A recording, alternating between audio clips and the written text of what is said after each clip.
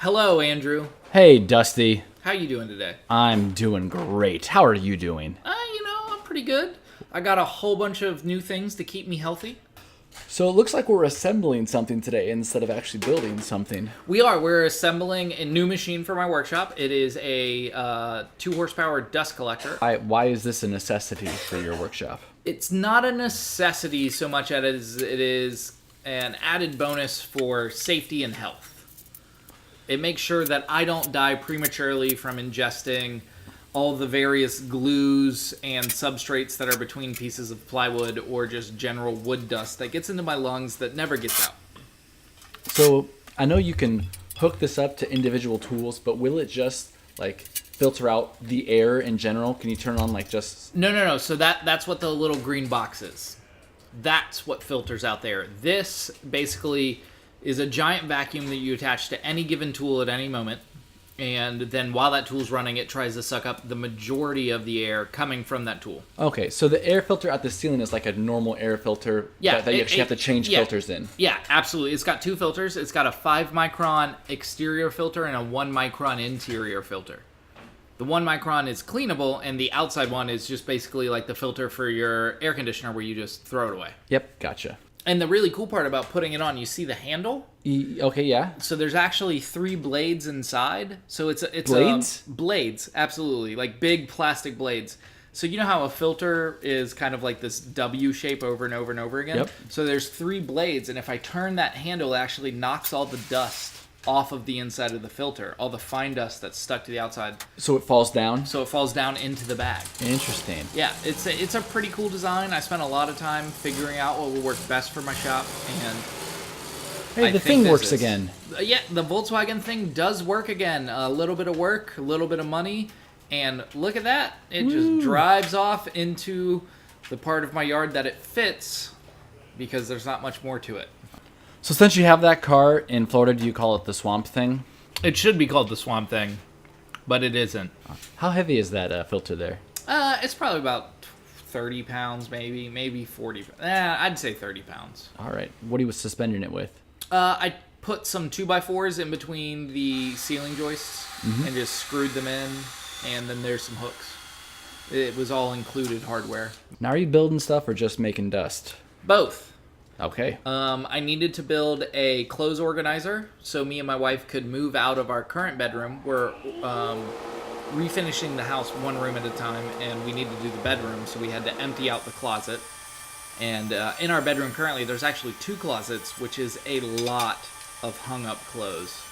So we had to come up with something that we could have those clothes on, because there's no way...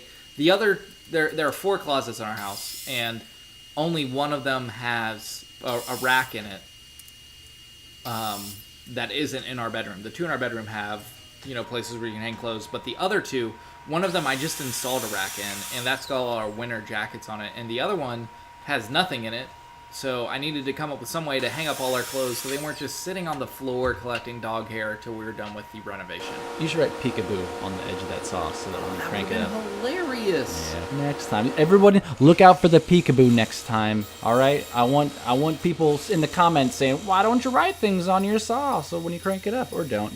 If it's what you like it. So after you finish putting together this air filter, are you not going to be dusty any longer? Oh, I will still be dusty. All right. Look at all that dust right there. Look at it. Look at it getting generated. It's Okay. much less. I won't be as dusty, but I will still be dusty. So why aren't you using a dado blade right now?